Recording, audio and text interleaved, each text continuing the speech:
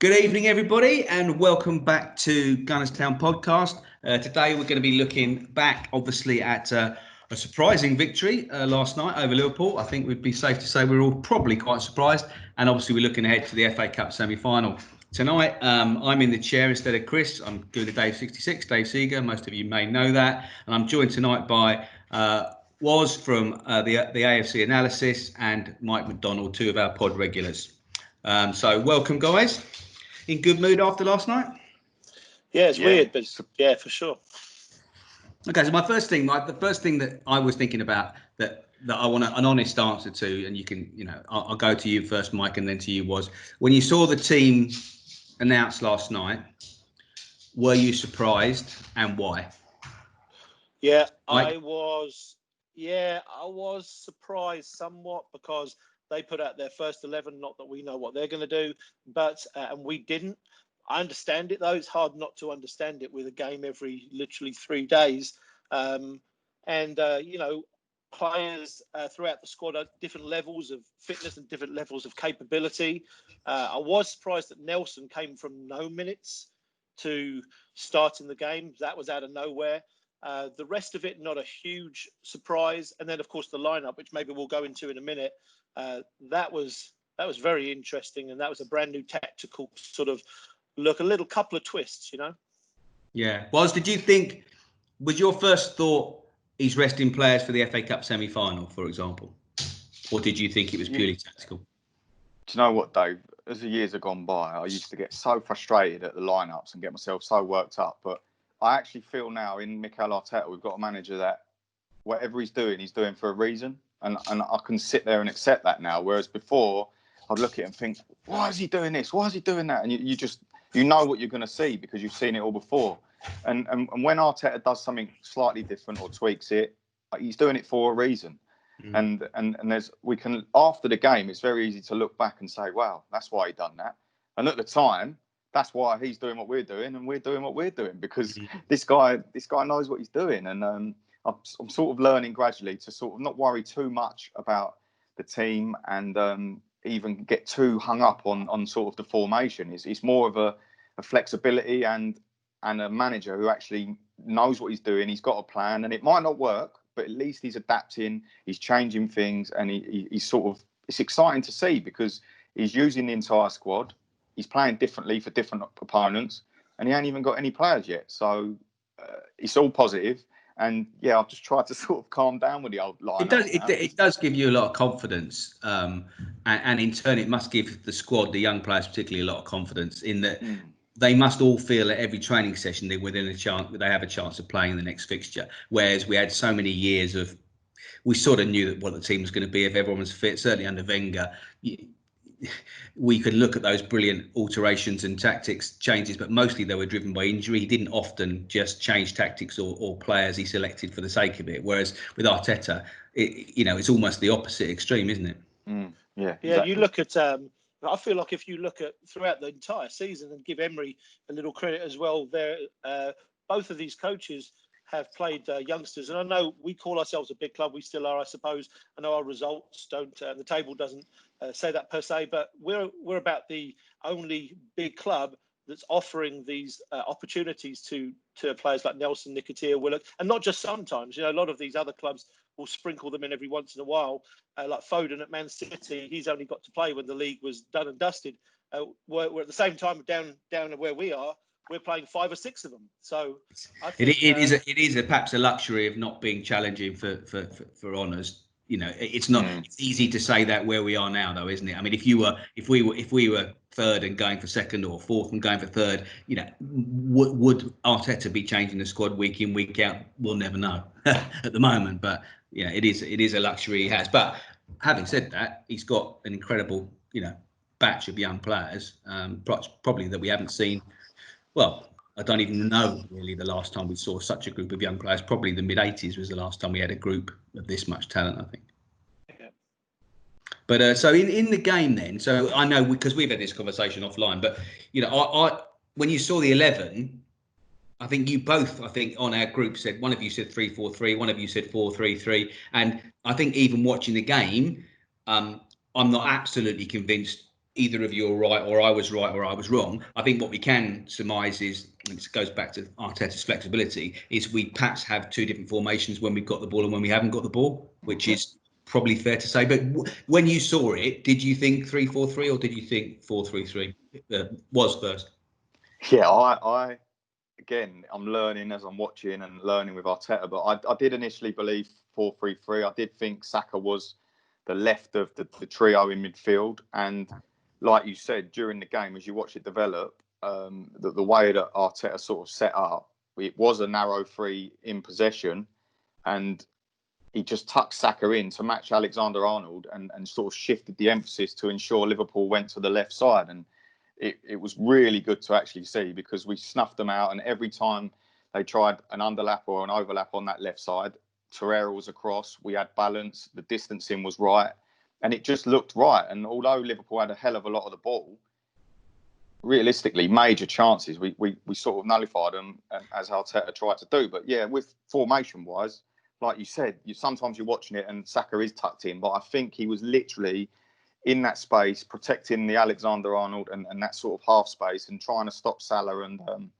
Arnold from taking over that side. And we sort of pushed them the other way and dealt with it. So it was quite pleasing.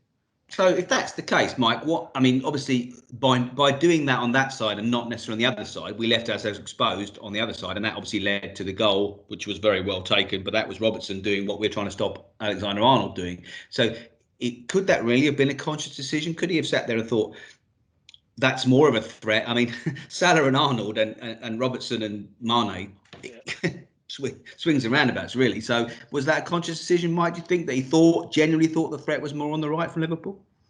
I think so. I think it's hard, as you say, Dave, to say that one's significantly better or worse than the other. I do think that Alexander-Arnold has astonishing statistics for a right back, from set plays, from free play, at all levels. And, Salah, of course, is same as Mane. They're very similar there. I also think that there was probably a slight view to the weekend. I would imagine we're going to do the same as we did against Liverpool, against Manchester City, and have Saka sit there, because De Bruyne offers, I think, a clear advantage to Manchester City than what comes from the left on their team, and he sits right in that pocket. And what I saw is the same as Saka wasn't shifting when the ball was on Liverpool's left as much. He was holding, leaving that gap and discouraging them. And he was sitting between Alexander-Arnold and Salah, discouraging a ball to either of them. And I think with De Bruyne coming up and that very real threat, he's going to be there ready to do that in that situation, because that, I think, is even more dangerous than Alexander-Arnold. And the thing is, with Man City also, it's the squad is so rich and so talented that De Bruyne is probably the only person you can definitely plan for, will be playing, because other than that, it could be Mahrez, it could be Silva, it could be it could be Foden. I think De Bruyne is the only attacking player, barring Aguero, you probably actually know you're going to be up against as well. Weirdly, there's so much talent there. But what about on? So we talked about Saka a lot, and rightly so. The other players that came in, what was your view? Well, first on Holding coming in for Mustafi, and how he did on the right side of the three or the two, depending on our perspective, was. Yeah, it's interesting with Rob Holding. He hasn't had a lot of football, obviously, so it's very difficult to judge. I have my reservations about Rob Holding, and that's for a number of reasons. I think he does lack a bit of speed. Sometimes his passing is it's not to the right foot. It doesn't look natural, as in the sense that he's playing it back to Martinez and he's always having to adjust his body shape or every pass he makes, and he's just not as good progressively with the ball. Defensively, he done fine. He put a lot of blocks in, and just quickly alluding to the goal, we got caught out on that side. If you watch it, Martinez plays the kick, and we lose the first header, but Cedric has already advanced up to give that option on the right. So it was almost like the Wenger days where the fullbacks were high. Rob Holding come across to cover that gap, and Luiz has followed him. And unfortunately, that's left where Tierney hasn't got across on the cover, and Xhaka hasn't plugged that hole. It's just caused the momentum. But in open play, we didn't actually really get broke down that much. It was just where we made an individual error where Cedric went in for the challenge that he couldn't win instead of dropping off and retaining shape. But against the best teams, them little instances cost you goals, and it did.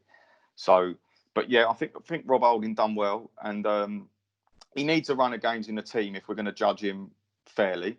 Yeah. But I just have my reservations at his level. He's obviously had a long-term injury, and we all would love him to do well. He's an English lad. He's come up through the leagues. But I think time will tell, and it'll be interesting to see, because Arteta hasn't really utilised him lately, has he? No, so for one reason or the other. Well, I think from my perspective, it is what you alluded to, is if you're going to play the back three that he's been playing, he needs every player in that back three to be comfortable in the position they're in, right, left. So he wants a right footer and a left foot, but also a progressive passer, which you're right. I think Rob Holding isn't. He's a old school, Yeah, he's a proper centre back. Yeah. He's a Keown style block, body in the way. Mm. But so, Mike, did Rob Holding, in your view, last night give Arteta a selection headache for Saturday? Well, Rob Holding to me is the good, bad, and the ugly. I don't know. He does some fantastic things every single game, and he wins a lot of balls in the air. He's 2 or 3 inches taller than the rest of them. That's helpful. His duel with Mane was fun for the fans and probably good too. But his passing out of the back, he turns slowly. I feel like Rob Holding ultimately is going to be a squad player at best at Arsenal, and I feel like I could play Rob Holding against Aston Villa or Watford coming up. I don't know that Rob Holding's the player you need against any of the top 6 or 8. And I think that's exactly where Arsenal are. I think they've got players who can shine. David Luiz might be another one who does just fine in certain games, but you stick them in the stressful games. Mustafi, there you go. This is another one. You stick them in stressful games and you don't get the same product. So I think that moving forward, I think you pick Rob Holding based on the game. But I lean to where Woz is saying too. It's tough because for any of these guys to just come in and perform and go out and then come in is not easy.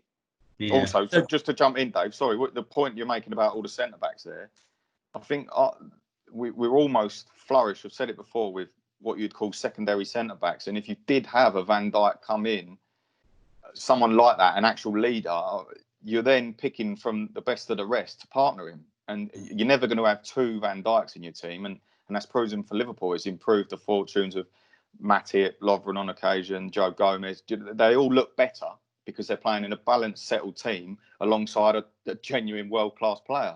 So I think we've got a group of secondary centre-backs, and I think we've had that for years. And I'm looking back in history, really, Sol Campbell and in recent times, Per Mertesacker, apart from that, we've not really had that leader of a centre-back that's going to dominate and control and then allow someone to play alongside him. So I think at the moment we've just got a squad full of secondary centre-backs who are all good in their own ways, but they lack that, that metal next to them just to make them that next level. Well, I tend to agree, although you and I don't have the same view of Per Mertesacker. Well, I was a massive Laurent Koscielny fan. I wasn't a massive Per Mertesacker fan. But I do think if that's the case, and I probably think you're right, that seems to put huge pressure on Saliba next season. That's such a young age to come in and be, the fulcrum of that defence. So we can quickly divert on transfers, but obviously there's the links to Malang Sarr as well. Again, allegedly a generational talent, but you'd have 2 players under the age of 21, partnering in a defence. Socrates is definitely off. Mustafi, I think, will be off. As you've said, Holding, Chambers to come back, secondary centre-backs. Do we still need to be going after the Upamecano or whoever it may be? Is that absolutely essential? In which case, he's got an awful lot to unload, hasn't he? Yeah, I think the Malang Sarr link is twofold. I think it's a very intelligent purchase because Malang Sarr, I think, is a left centre-back, as you said there, Dave. But he played a whole season at Nice at left-back. So I'm wondering if the thought is we get this young potential generational talent come in and he's a backup for Tierney and possibly an option at the centre-back because you're right, you can't play 2 young kids for Arsenal Football Club whose total age is younger than me and you to start the Premier League season. It's just not going to happen. And I don't even think Saliba's going to start the season either. It's not fair on him to believe that you're going to throw him straight in. I think it'll be Chambers. In actual fact, beginning of this season, for the first, was it 2 or 3 games? He was arguably our best player, best defender for sure.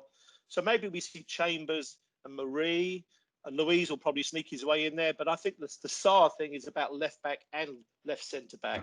So it's a great signing if we get him. Well, probably one for another day. So ahead of this weekend, you just mentioned back up to Kieran Tierney. I think Kieran Tierney for me was our best player last night. He's been our most. He's slotting into that Nacho Monreal, Mr. Consistent wherever you play him role for Arsenal, which is what we need. I actually personally think he should be. He's definitely a future Arsenal captain. But so come the weekend, then looking ahead to the big game, it could be, depending on how results go, the only big game, or if we win it, obviously, hopefully the secondary game. But do we think he will revert to a 3 for ultra caution and try and hit them on the break, or do you think he will go more like he did against Liverpool and play Saka? Because it's a drift. I mean, Saka's going to play, isn't he? But it's where he plays him. So, what about you, Woz? What do you think he's going to do at the weekend against Man City? See, this is where we're sort of discussing it. What he did do against Liverpool was almost a mishmash of both. It's a concoction. So it's not really. It's what I'm trying not to get. And you keep saying that word flexibility, and that is the word. That is the key word with all modern coaches. It's not my way or the highway. I am listening. I just have to let my dog out the door. No, you crack on, mate.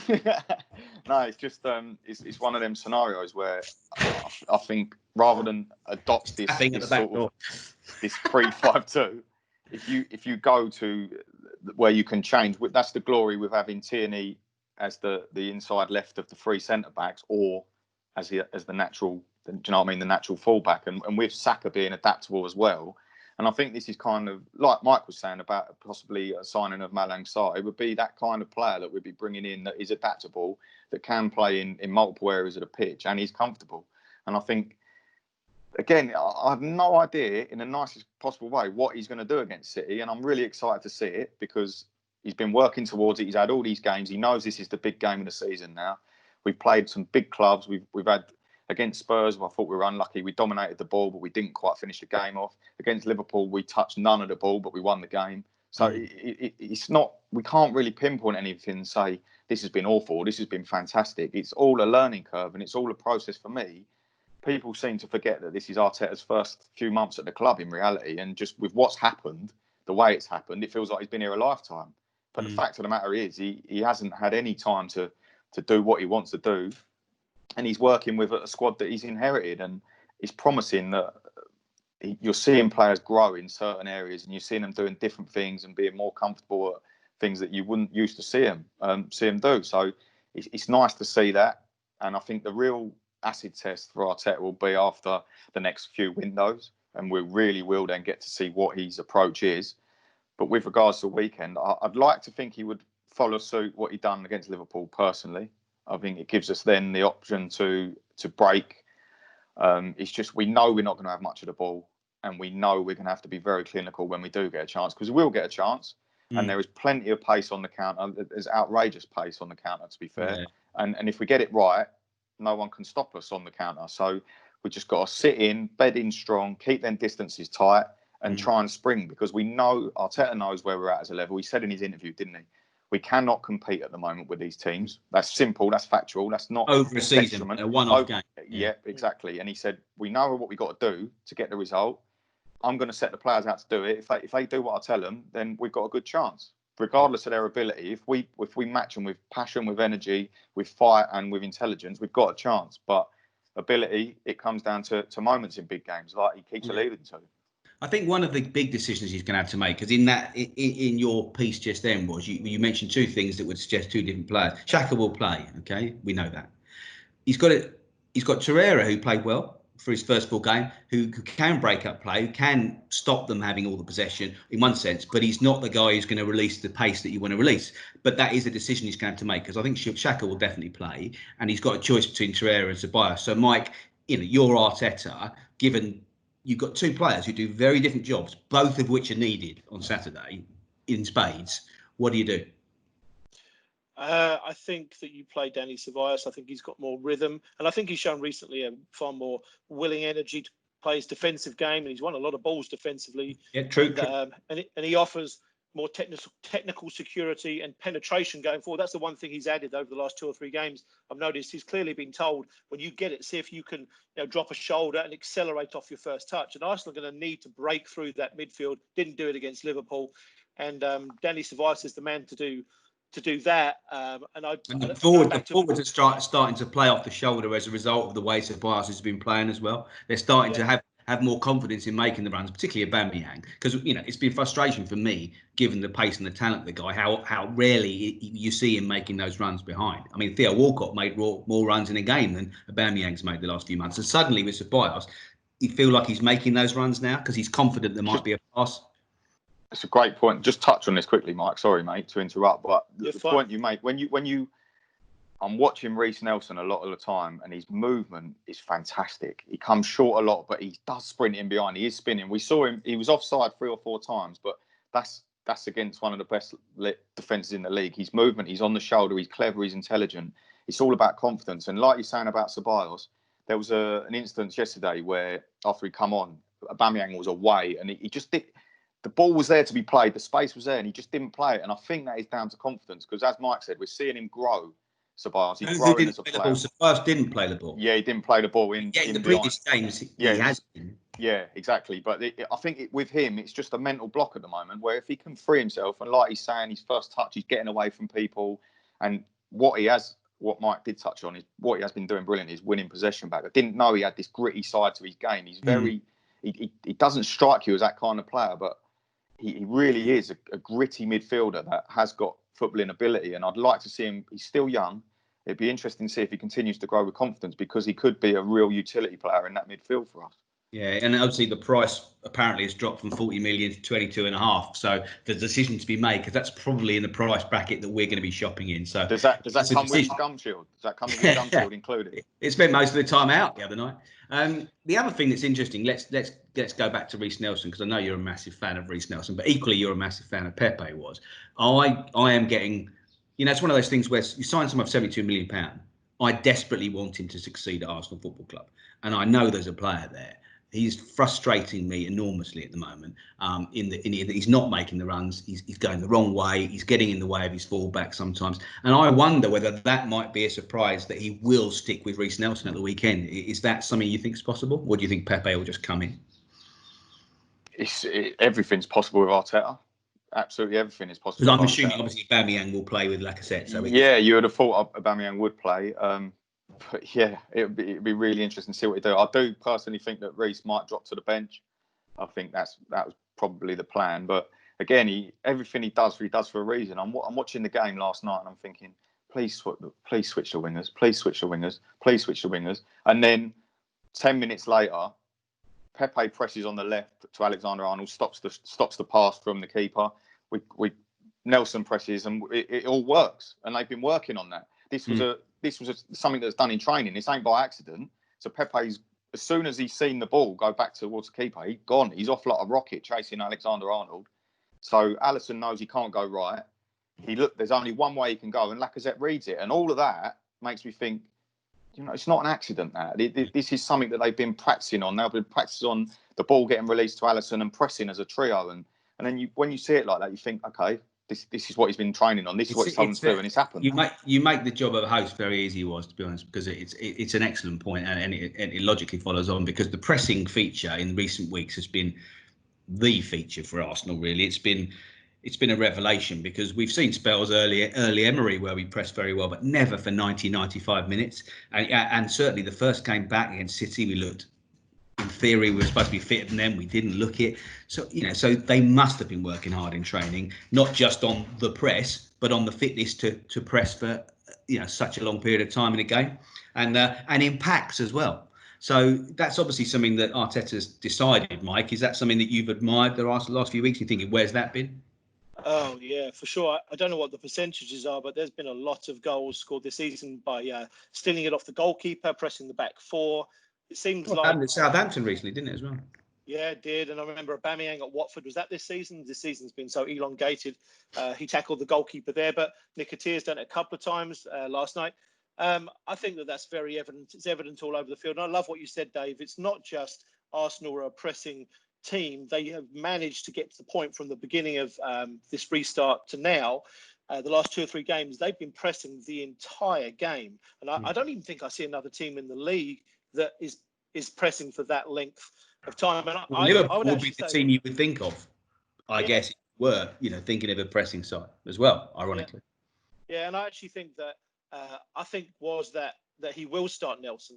I think he'll start Nelson because Nelson was more productive. Yeah, against City, I think he'll start him because I think he was more productive as an outlet. That was the one thing Pepe struggled with last night. He did well off the ball and he worked hard, but he was never an outlet behind and he wasn't an outlet to feet. And Reece Nelson wasn't great, but he definitely offered that come and go, ball over the top, and scored off one. Had one opportunity, and he had that golden opportunity where the ball was hit over the top. And I'll go back to one other last thought. If we rewind to when we played Man City, was it a month ago, when we had Pablo Mari get hurt and Xhaka get hurt, there was a plan there. And I think if we want to know what happens on Saturday, we've got to look at what he did then. I'm wondering if Kieran Tierney will take Pablo Mari's place, because they were doing lots of balls from Mari, not lots, but a few you could see at the beginning of the game, from Mari directly, from that left centre-back, that left foot. So I'm wondering if that's in the mix, Dave. Yeah, I did actually. I mean, I wrote in my Sun column on match day that I thought Tierney would start on the left of the central defence. You know, we can debate whether we did start with a 3. If we do start with a 3 against Man City, my guess is it will be Tierney as the left, because Kolasinac is playing there because he's left-footed. He's not comfortable there. He's not as relaxed as Tierney in that role. It's not to say he's not a good player, but it's just not. You know, Nacho could play either role. I don't think Kolasinac can to the same level that Tierney can. So if he's going to play 3, I think Tierney will play and Saka will play left back. But we'll have to wait and see. You're shaking your head at that one. You don't agree? You've gone mute. Sorry, Matt. I was on mute. I was nodding. It was all right. I was nodding. Well, I know you're a Kolasinac. You know, you like. It's like one of them. No, I think you're spot on with Kolasinac. He's just a bit of a big burly lump that loves being on the chalk on boots and up and down. We was discussing it the other day. Like he's not really a cultured centre back. So yeah. So anyway, I reckon we've got about 5 or 6 minutes to wrap this up in 30 minutes as we try to do. And I'll come back at the end with perhaps a predicted lineup and predictions for the score. But because we're talking about formations and whether it's going to be, 4-3-3 or 3-4-3, can we just do 5 minutes? Because the thing I keep thinking about, and I've written a bit about it, is everyone's speculating about who we're going to buy. And I'm thinking, how do you know how to speculate about who we're going to buy when you don't even know what the manager's go-to formation is going to be? Now, we admire the fact that he's got flexibility and he'll change formations, but every manager will have a go-to system they're going to play, certainly in home games, in more relaxed away games. It's good. With Wenger, it was 4-2-3-1 for years, and we don't know. My guess is it's 4-3-3 for Arteta, and therefore the player we will be after has to be, a box-to-box Ramsey style, bit younger, less injury prone. If you're going to play a Ceballos and a Xhaka or a Torreira and a Xhaka, you need in a 4-3-3, you have to have that more progressive player. And Partey can be that player, even though he does sit more often. But I think that's interesting because you've already seen he's done the defensive work, barring one. He's tied down with 2 new deals and an extension to Luis. So you sort of know that he's going to have to sell in the defence and maybe buy one. But it's the midfield and attack that is interesting to me. Because whether it's 4-2-3-1 or whether it's 4-3-3, I think the player he's after is going to be very difficult. I mean, very different. So what do you think about that? I mean, what's he going to do? And therefore, who is it that he's looking at? What style of player is he needing? Particularly as you and I discussed the other day, if we all want Aubameyang to play in the middle, we have to have a system where Aubameyang's not having to drop and try and link play. So we need that progressive player, in my view. Yeah. It's just creativity at the moment, isn't it? Really, it's huge, and creativity and joining quickly as well. Yeah, and part of the issues, I think people are getting frustrated with Pepe, and I think a big part of that is he's very much he can get in behind, he does get in behind, but he's very much a crowd scene player, and he does like linking play, and the fast moving, and at the moment he's so isolated that even when he does get the ball, he carries it distances, but he turns around and there's just nothing there. And the quick release through midfield, it has to be quick. It has to be really quick. And sometimes we're not quick enough. And we know Xhaka can play through the lines, but like you said, we're a bit limited in that area with regards to creativity. And yeah, I think that's the key thing that Arteta's got to add. He's got to add that bit of spice, that bit of creativity in there, because otherwise, you can see at the moment we're really lacking it, and he knows that. So because even if we accept that we move to a formation, we keep Aubameyang and we move to a formation where he can play him centrally, he's got Nelson, Pepe, Martinelli and Saka as wide players. It's not like these links to Willian, maybe it will be a surprise other than for experience, because he's got 4 very, very talented wide forwards. And if what he hasn't got is, in my view, the talented link player for the current formation now, so he needs to change it, and that's the player that I think he needs to look for. But who would it be, Mike? With our price bracket accepted as not being, at the top level. All right. Well, I'm going to go for 2 players on loan, because I think regardless of whether we have money or not, there's a couple of players that we could bring in that would change our fortunes instantly. One is Martin Ødegaard, who's a Real Madrid player. He was the player that went globetrotting as a young player to every club, including Arsenal, apparently, because the Norwegian lads, the Norwegian lad's dad took him everywhere, and he was the next best thing. Real Madrid bought him, and I think he's been on loan at was it Sociedad maybe, and done fabulously. He is where can you repeat the name again? I missed the Martin Ødegaard, Norwegian at Real Madrid, and if you go check him out. He has that incisive passing ability that Ozil had at Real Madrid. And he's young, talented. And to me, he's not ready for Real Madrid. They're not ready to put him in the lineup. So he'd be better off going back out on loan and taking a step up from mid-table Spanish league. And I think Arsenal should go for him. He's perfect. He could play a 4-3-3 as the attacking player, the creative hub that we're missing. Or he could be that creative player in a 4-3-3 from a wide position, as many teams do. They have that player, that Grealish type player that comes inside and creates from there. Yeah, the other one is Antoine Griezmann. And no, none of this is speculated. I don't know anything about it, but Antoine Griezmann hasn't settled at Barcelona. They need money and get wages off the books. He doesn't play in his 2 that he did at Atletico Madrid. He plays on the wing. So I'm wondering if they're going to try to shuffle him out on loan, and he'll be our Roberto Firmino and our creative false 9 that we don't have in Lacazette. The wages for Arsenal, if they are going to up to Aubameyang, surely, I don't know what Griezmann's on, but it's got to be north of 200 grand a week, surely. Well, yeah, but you have to do a deal, don't you? Maybe we don't pay all of it. I don't know. I mean, you're either paying a transfer fee for somebody of lesser quality than Griezmann and wages, or you're paying nothing, maybe a small loan fee, and then you're getting a higher quality player, and you're having to pay them what maybe we're thinking of paying Willian. But I think that's one to keep an eye out for. Hasn't been talked about, but he would transform our team and give us that pivot that we don't have as well. We can transform any team, to be honest. What about you, Woz? Thoughts on that one? That sounds a bit. Well, that's a fantasy. That's a fantasy transfer. That one. Stranger things have happened, though. No, you never know. But yeah, I mean, there's a kid at Roma. Unfortunately, he done his cruciate ligament last year. But Nicolo Zaniolo, I really, really like him. I really like this guy. He's tall, he's rangy, he's got so much ability, he can come from midfield, he's very creative, and he can score goals. And I think at this stage of his career, he's going to need time to come back from his injury. So unfortunately, that might have hampered things. But I do think he's, in a couple of years' time, he's really going to be one to watch. He's such a talented footballer. So interesting. Before we move on to the weekend, then, in that discussion we're just having there, quick yes or no or thumbs up to, should Smith Rowe be given a chance in that role? Or as a secondary player in that role at Arsenal next season, or should he go out on loan for another season? Another loan for me. Yeah, I think you definitely will see him pre-season, and maybe we time out on that purchase or that whatever that player is to see if he's able to do what Saka's done, and what Willock's maybe done. Yeah. He started all those games, so there's every possibility that he's the line-breaking player we need. I'm not convinced. I like Willock, but I'm not convinced he's got a long-term future. In the same way as Niles, I want them to do well, but I'm just with Saka and Martinelli, and you can see something, and I think I can see it with Smith Rowe. That's why I was interested in what you thought. Okay, so let me just wrap up. Then we got a massive game on Saturday. We are going to say 2 things. We're going to say what our formation is going to be.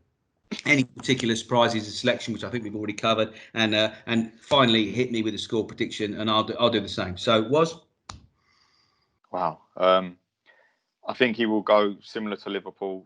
I think he might come back to Mustafi in at the right side. I think Tierney will tuck in, and I think it will be a 4 at times, and then I think like the other night really. And so if I'm naming it in the 4, I'd go Tierney. I think he will stick with Luiz. It will be Mustafi, and Hector Bellerin will probably come back in, I believe.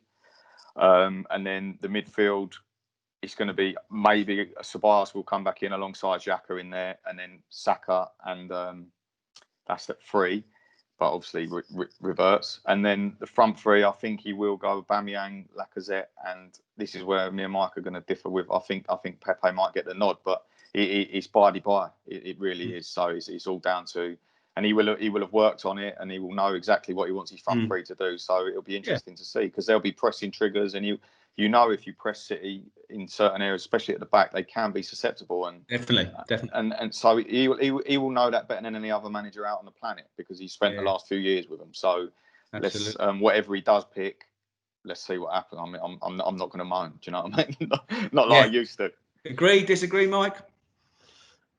Somewhat, yeah. I would go. What I think he will do, I think he'll bring Bellerin in. I agree with that. I think Tierney on the other side, even though I said earlier he might play centre-back. I think it'll be Luiz, and I don't know if it's going to be Mustafi, because, again, Mustafi just bails out in stressful situations, and this is a stressful situation. But Mustafi's been very good against some other big teams, so don't know about him or Holding. 4-3-3 with Ceballos coming in for Torreira, Xhaka, and then Saka playing where he did last night against Liverpool, and then up top, Aubameyang on the left, Lacazette in the middle, and I'll go with Nelson, because I think he offered more outlet and possibilities going forward. Interesting. Yeah. Okay. Well, for my benefit, I think he's going to go 3-4-3 with the ball, and sort of, it'll be a 5 without the ball. I think Tierney will play left centre back. I think Saka will play left wing back, and I think Bellerin will come in at right wing back. I think it will be Mustafi and Luiz. I think it will be Ceballos and Xhaka, and I think it will be Aubameyang on the left, Lacazette in the middle, and Pepe on the right. So our players are pretty similar. We'll have to wait and see on the formation. So, our final question, guys, before we wrap up for the night: Can we do it? And if so, what's a realistic prediction? Heads or hearts prediction here? Can history repeat itself from 2017? There's a lot of determination. Go on, Mike, you go, because you take it first. I'll just clean up. All right. Well, I mean, I'd say Arteta's got to be very, very determined on so many levels. He was probably embarrassed about what happened a few weeks ago at City, and it wasn't even his fault. It was the injuries and circumstances. He's got to be so determined for us to put in. He did start well before things went against him that game. Let's recall, with first 20 minutes, we did start very well. All right, I'm going to go penalty shootout, 1-1, 1-1. Do we have extra time? Don't we? Yeah. Either way, 1-1 after extra time, penalty shootout. Emi Martinez, the hero. Oh, that would be nice. Oh, what a story! What?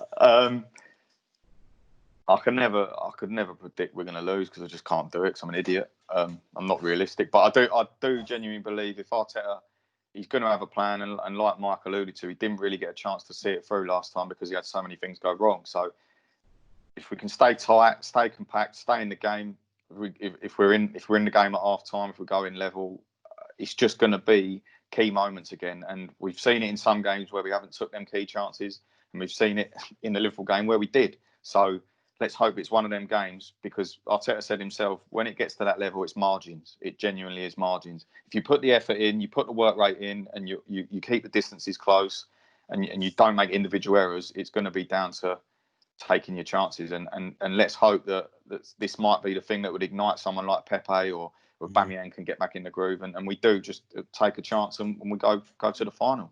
I think you're right. I mean, I think in conclusion, when you talk about individual errors, we all think about, midfield making an error or the defence making an error. Really, it's unfair, because strikers not taking easy chances is every bit as much as an error. I mean, you think the margins, if Aubameyang had relaxed and not screamed that ball against the bar last week, we would probably already have one foot in the Europa League. So it is fine margins, and you're right. I mean, we have to iron out the mistakes at the back, and we can threaten anyone going forward. So yeah, I mean, I think it's going to be very tight. I have to say, hand on heart, I think Man City will edge it, but I don't think they're going to dominate us and beat us the way they have previously. So as you say, if we're in the game towards the end, we definitely have a chance. And we're all three of us very confident in the coach, which we probably haven't been able to say as much in recent years. So anyway. Thanks, guys. Thanks, Mike. Thanks, Woz. I'll see you again soon, no doubt. And thanks to everybody for listening when this comes out tomorrow. Good night. All the best, guys. Cheers.